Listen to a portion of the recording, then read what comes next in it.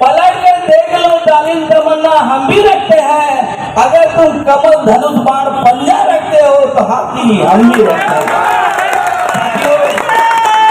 इसके बाद मैं ऐसे शख्सियत को आमंत्रित करके जा रहा हूँ जो कि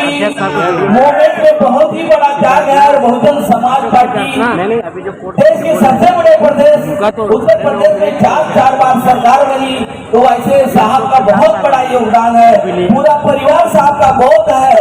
और साहब कई प्रदेशों के प्रभारी हैं। तो मैं आदरणीय खासदार डॉक्टर अशोक सिद्धार्थ साहब से निवेदन करूंगा हम सभी को मार्गदर्शन करेंगे का तालियों से सरकार का सम्मान करें। बहुजन समाज पार्टी जिंदाबाद, बहुजन समाज पार्टी जिंदाबाद, अरे वोट हमारा राज तुम्हारा नहीं चलेगा, नहीं चलेगा, वोट हमारा राज तुम्हारा नहीं चलेगा, नहीं चलेगा, वोट भी देंगे, वोट भी देंगे, हाथी को छुड़ा के देंगे, हम तुम्हारे साथ हैं। दीक्षा भूमि से चैत्य भूमि के आरक्षण बचाओ, संविधान बचाओ, बहुजन समाज बचाओ यात्रा के समापन यानी कि इस सदी के महानायक मानव श्री कांशीराम साहब के 18वें परिनिर्वाण दिवस पर यहाँ पर एकत्रित हुए आप सभी बहुजन समाज पार्टी के समर्थकों का, आपके जोश और जज्बे को मैं अपने हृदय की गहराइयों से हार्दिक स्वागत, अभिनंदन और वंदन करता हूँ। अपनी बात रखने से पहले मैं बहुजन समाज में जन्मे संतों, गुरुओं, महापुरुषों में विशेष रूप से भारत में सामाजिक क्रांति के पितामह, शिक्षा की ज्योत जलाने वाले महात्मा ज्योतिबा फुले, बहुजनों के आदर्श और भारत में आरक्षण के जनक कुंभी राजा राजऋषि जगपति साहू जी महाराज, सही मायने में शोषितों की लड़ाई को पूरे भारतवर्ष में कामयाब बनाने वाले भारतीय संविधान के निर्माता विश्व रत्न बोध सत्य बाबा साहब डॉक्टर भीमराव अंबेडकर और उनके बाद इन महापुरुषों के पवित्र कारवां को भारत की बदली हुई परिस्थितियों में एक नई दिशा देने वाले बामसेव डीएस बोर और बहुजन समाज पार्टी के संस्थापक इस सदी के महानायक मानव श्री कांशीराम साहब के चरणों में श्रद्धा सुमन अर्पित करते हुए मैं बहुजन समाज पार्टी की राष्ट्रीय अध्यक्ष आबादी के हिसाब से देश के सबसे बड़े सूबे उत्तर प्रदेश की 4 बार लोकप्रिय, न्यायप्रिय, जनप्रिय मुख्यमंत्री रही, संसद की शेरनी, आयरन लेडी परम आदरणीय बहन कुमारी मायावती जी को अपना आदर्श और प्रेरणा स्रोत मानते हुए उन्हें अपने हृदय की गहराइयों से कोटि कोटि आभार व्यक्त करता हूँ कि उन्होंने मुझ जैसे एक साधारण से कार्यकर्ता को न सिर्फ उत्तर प्रदेश के उच्च सदन विधान परिषद में भेजने का काम किया, बल्कि देश के सर्वोच्च सदन राज्यसभा में बोलने और बैठने का अवसर प्रदान किया। आज इस कार्यक्रम में हमारे साथ मंचा सिंह इस महाराष्ट्र प्रदेश के ऊर्जावान प्रदेश अध्यक्ष एडवोकेट सुनील डोंगरे जी, मंचा सिंह उपाध्यक्ष डॉक्टर शिंदे जी,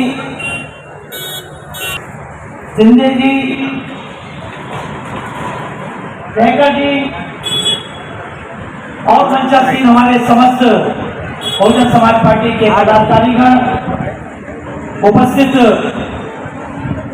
नौजवान साथियों, बुजुर्गों, दोस्तों और बहनों, आप सबका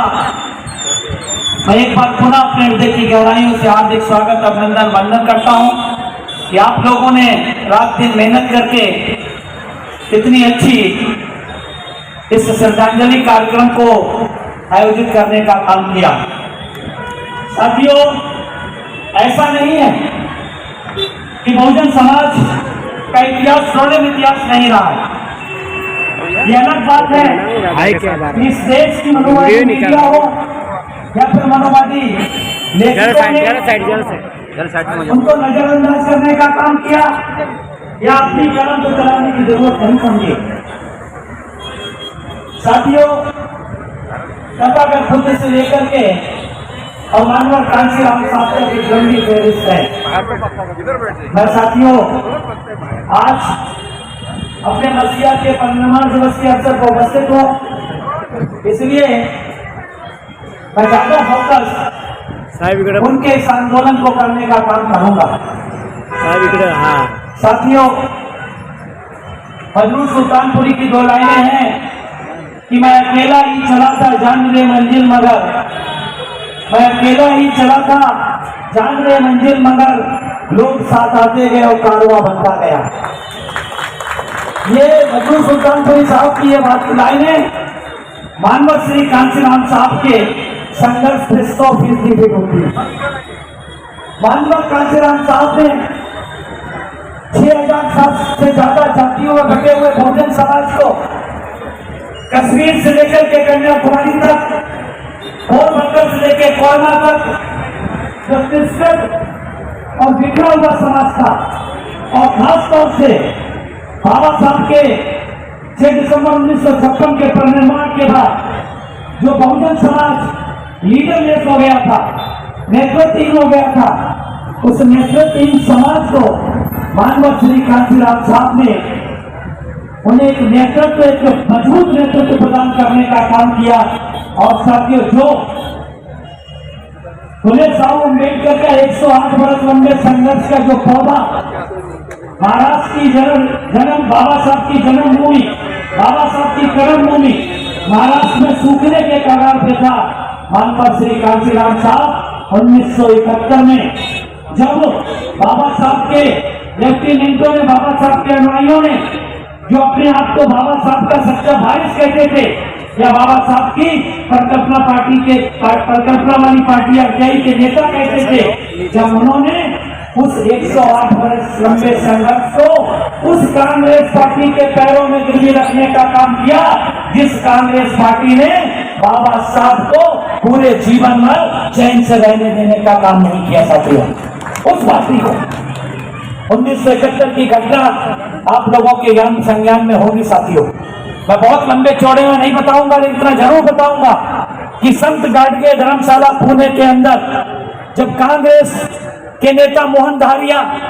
और आरपीआई के नेता राजा साहब गायकवाड़ के बीच जब साथियों पार्लियामेंट के चुनाव के लिए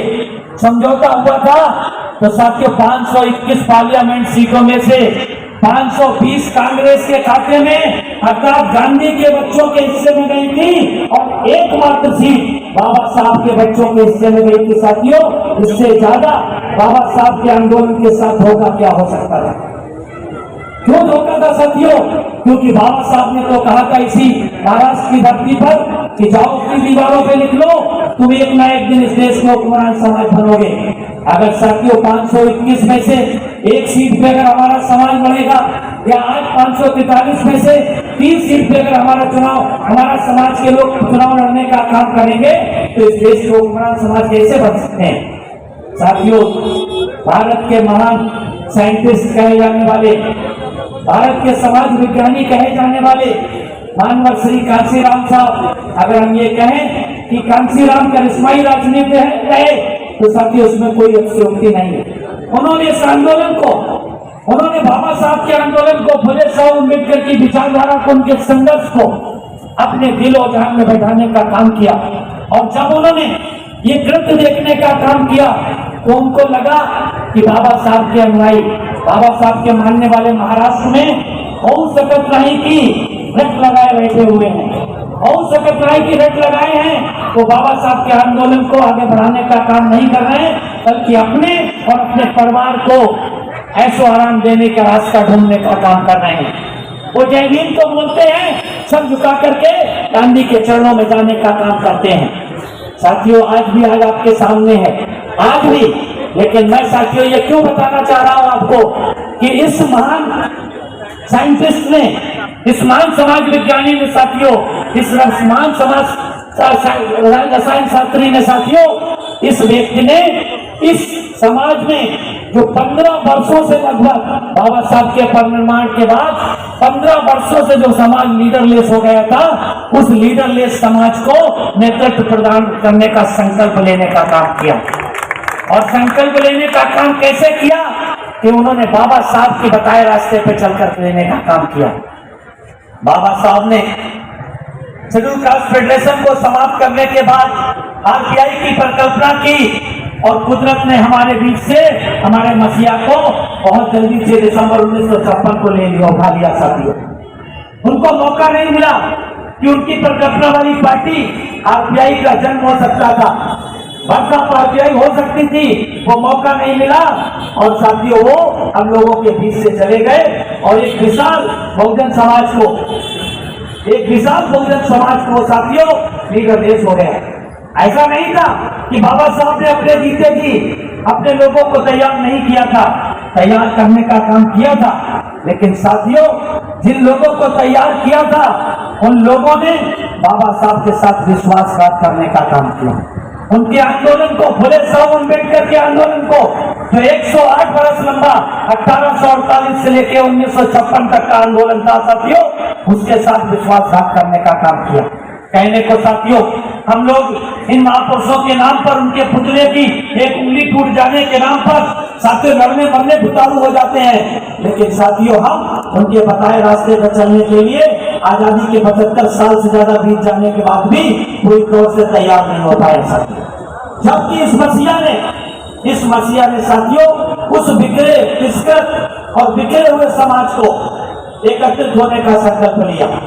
और संकल्प लिया कि मैं कोई अपना घर नहीं बसाऊंगा और संकल्प लिया कि मैं मेरा संपूर्ण बहुजन समाज मेरा परिवार होगा, मैं परिवार के किसी खुशी या गम के मौके पर घर नहीं जाऊंगा। और साथियों जो संकल्प लिया उस संकल्प को उनने जीते जी ही नहीं, अपने साथियों अंतिम सांस तक उस संकल्प को निभाने का काम किया। साथियों बाबा साहब के उस बताई हुई बात को जिन्होंने 18 मार्च 1956 को आगरा के रामलीला मैदान पर कहा था कि मुझे पढ़े लिखे लोगों ने धोखा दिया है। साथियों पढ़े लिखे लोगों को माननीय कांशीराम साहब ने सोचा कि आखिर बाबा साहब ने ऐसा क्यों कहा कि मुझे पढ़े लिखे लोगों ने धोखा दिया है। साथियों जब उन्होंने बहुत गहन अध्ययन किया तो इस निष्कर्ष पे पहुंचे कि बाबा साहब को समय अभाव के कारण उन्हें नॉन पॉलिटिकल रूट्स को मजबूत करने का मौका नहीं मिला, गैर राजनीतिक जड़ों को मजबूत करने का मौका नहीं मिला, क्योंकि उन्हें लाखों मुसीबतों का सामना करना पड़ा, लाखों विरोधियों का सामना करना पड़ा। इसलिए उनको जो गैर राजनीतिक जड़ें थी उनको मजबूत करने का मौका नहीं मिला। और इस साइंटिस्ट ने, इस वैज्ञानिक ने उन गैर राजनीतिक जड़ों को कहां खोजने का काम किया, उन्हीं पढ़े लिखे लोगों में खोजने का काम किया, जिन पढ़े लिखे लोगों ने कहा था, बाबा साहब जिनके बारे में कहा था कि उन्होंने मुझे पढ़े लिखे लोगों ने धोखा दिया। और उन्होंने उस 1971 वर्ष में ही उन्होंने ये परिकल्पना कर ली कि हमें इस देश में 17.5 लाख जो कर्मचारी अधिकारी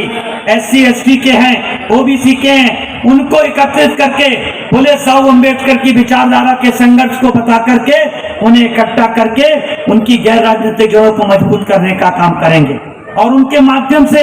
एक ऐसा संगठन बनाएंगे जो नॉन पॉलिटिकल होगा, नॉन एजुकेशनल होगा, नॉन रिलीजियस होगा। और उस संगठन का नाम साथियों उन्होंने 6 दिसंबर 1978 को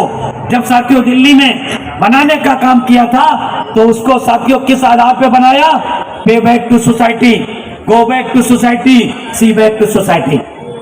6 दिसंबर 1973 को जिस आंदोलन को उन्होंने, जो 1971 से स्टार्ट हुआ था, उस आंदोलन को उन्होंने 1978 में जाकर के साथियों 7 साल के लंबे संघर्ष के बाद हजारों कैडर कैंप के माध्यम से लाखों की संख्या में उन लोगों को छोटी छोटी मीटिंगों के माध्यम से तैयार करने का काम किया। और जब 2.5 लाख से ज्यादा कर्मचारियों और अधिकारियों को उन्होंने उसमें एनरोल करने के लिए तैयार कर लिया तो 6 दिसंबर 1970 को साथियों दिल्ली में उन्होंने बड़का बम से देने का काम किया।